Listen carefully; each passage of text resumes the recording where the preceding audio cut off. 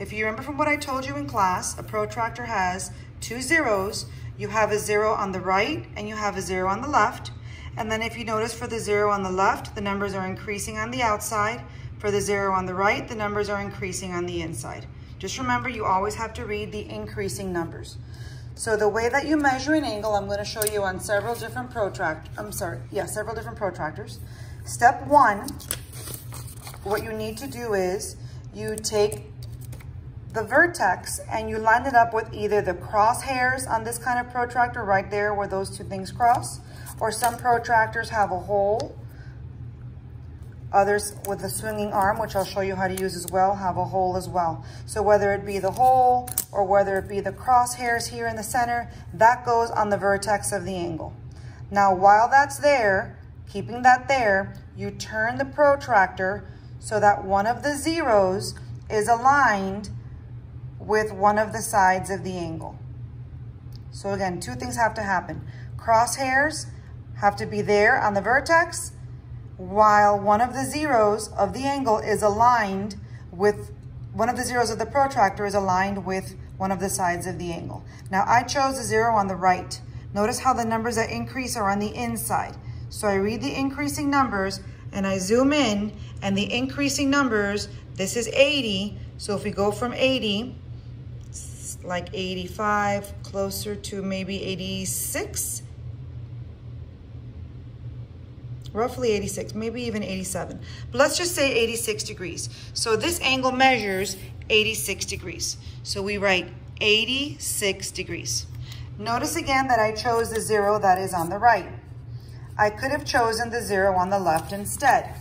Again, it doesn't matter which zero you choose as long as you read the increasing numbers. So if I had chosen the zero on the left, vertex on the crosshairs, use a zero on the left, this time the increasing numbers are on the outside. So from the outside, notice the increasing numbers, it still reads 86. Be careful that you read the increasing numbers. It still reads 86. Now for other kinds of protractors, like this one that I said earlier that has a little hole there, the little hole goes on the vertex and you line up the zero while that hole stays on the vertex.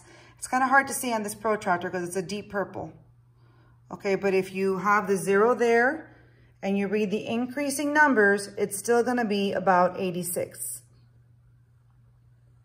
It's hard to see because it's a little bit dark. If you have this kind of protractor with the swinging arm, you put the hole on the vertex. Again, keep that on the vertex. Turn this so that one of the zeros is aligned with one of the sides of the angle.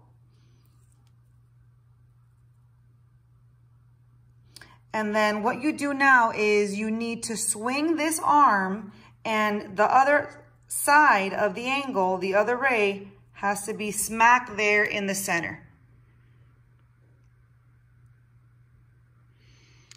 Now when you do that, you have to read the increasing numbers. Slipped off a bit here. If you read the increasing numbers, look at where the arrow is, and it's about 86. Here it's a little bit closer to 87-ish, okay? I'm going to let you be off by, oops, I'm a little bit off there. That's why it was off. I'm going to let you be off by 1 or 2 degrees plus or minus. So you can be off by 2 degrees below or 2 degrees above. One thing I do want to mention that you might come across in the homework, you might come across an angle whose rays are really, really short like this. So if you have an angle whose rays are really, really short, and then you take this big protractor and you go to measure the angles and you can't really see where the other ray hits, and you don't want to estimate. So what you can do, I'm going to put this down for a second. What you can do is you can just take your straight edge and you can make the sides of the angle longer, because you're not measuring the length of the ray goes on forever. What you're measuring is the degree of rotation between the rays. How many degrees of turn there is. So I can always make this longer. That's not going to change the measurement that I get. So now that I made that longer, now I'm going to take my protractor again. And again, the vertex goes on the zero. While I turn this,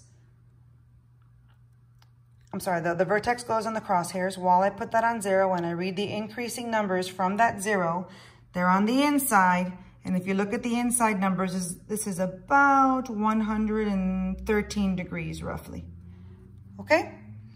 Okay, so hopefully this video demonstrated to you how to use your protractor to measure angles.